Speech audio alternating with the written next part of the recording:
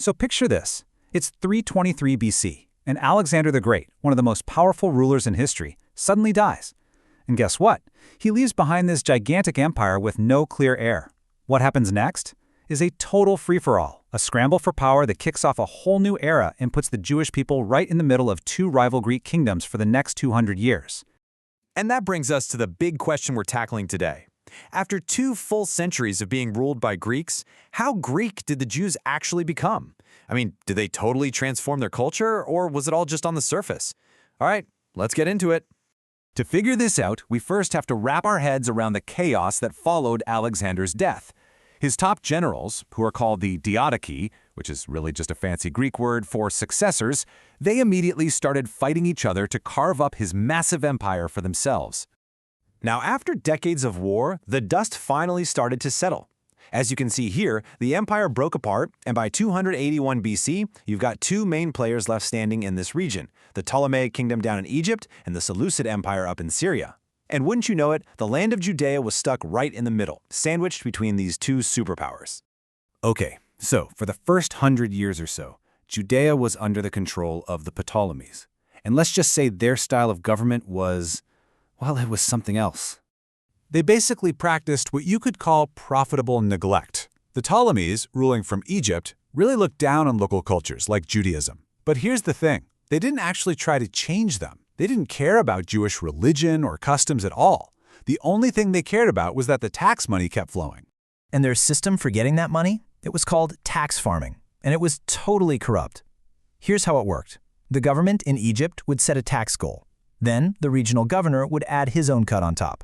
Then the local tax collectors would add their cut, squeezing the people for every last coin. It was a system built on pure greed, and people, as you can imagine, hated it. But then, around 204 BC, the tables turned. The Seleucid Empire from the north swept in and took control of Judea. And they brought a whole different ballgame, a completely new philosophy on how to run an empire. The Seleucids saw themselves as partners with the people they ruled. They had this, paternalistic idea that they were doing everyone a favor. They wanted to bless the region by spreading the supposedly superior Greek culture, a process we call Hellenism. For them, it wasn't just about profit, it was about uniting the whole empire under one culture. And they didn't just hope people would adopt it. They offered some seriously sweet deals. If your city agreed to go Greek, reorganize as a polis, build a gymnasium for learning and sports, put up a theater, the government would reward you. We're talking huge tax breaks and even public money for your building projects. It was a very tempting offer. So, you can imagine the cultural whiplash. The Jewish people went from rulers who couldn't care less about their culture to rulers who were actively trying to change it. From being totally ignored by the Ptolemies to being offered this grand partnership by the Seleucids, it was a night and day difference. So, with the Seleucids pushing Hellenism hard, with money and prestige on the line, we have to ask, did it actually work? And to figure that out, we need to separate the cosmetic changes from the core cultural values. Now, if you were just a casual observer back then, you might think Hellenism was a runaway success. On the surface, there were a lot of these cosmetic changes that made Jewish society start to look and feel very, very Greek.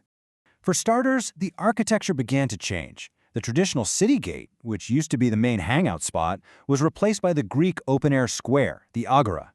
You started seeing Greek-style columns and public buildings popping up all over the place. And it wasn't just the buildings. Daily life started to look different too. Jewish men started wearing shorter Greek-style robes instead of their traditional long ones. And at dinner parties, the cool, new thing to do was to recline on couches like the Greeks instead of sitting. But here's a fascinating little twist. Even as all this was happening, some Greeks were looking at Jewish culture with real respect. The historian Hecataeus of Abdera, for example, didn't see them as barbarians. He looked at their traditions and their laws and said, the Jews are a race of philosophers. Pretty high praise. Because the truth is, all that stuff, the architecture, the fashion, it was really just skin deep. When it came to the absolute core of their identity, the beliefs and values that truly define them, the Jews of Judea drew a firm line in the sand. They weren't budging. And nowhere is this divide clearer than with the family. The Greek ideal was a small family. In fact, leaving unwanted infants to die was common. For Jews, a large family was seen as a blessing from God. Jewish women had a much higher status and could even own property, which was almost unheard of for Greek women. And Jewish kids, they grew up hearing the biblical stories of their ancestors, not Greek myths about Hercules. So here's the bottom line. On the things that were non-negotiable, their belief in one God, their sacred stories, the languages they spoke at home, and their most important religious laws, the vast majority of Jews in their homeland held on tight. These things were not for sale. Okay, so let's bring it all home. What's the final verdict on the impact of 200 years of Greek rule? Well, the verdict is pretty clear. For most of the Jews living in Judea, all that Hellenization was, at the end of the day, just window dressing. It looked different on the outside, but the foundation inside remained solid. And when we say window dressing, we mean exactly that. It's a look, an outward appearance that might seem impressive, but the reality underneath, that stays the same. The Jewish soul, their core identity, it was untouched. So yeah, they might have built some cool Greek-style colonnades and worn some fashionable Greek robes, but they absolutely did not adopt Greek gods or the Greek family. Their core remained, without a doubt, Jewish. And this whole story leaves us with a huge, timeless question. This is a case where one culture managed to borrow the style of another without losing its substance. But does it always work out that way? When a culture starts to adopt the look and feel of a more dominant power, does it always risk losing its soul? It's something to think about.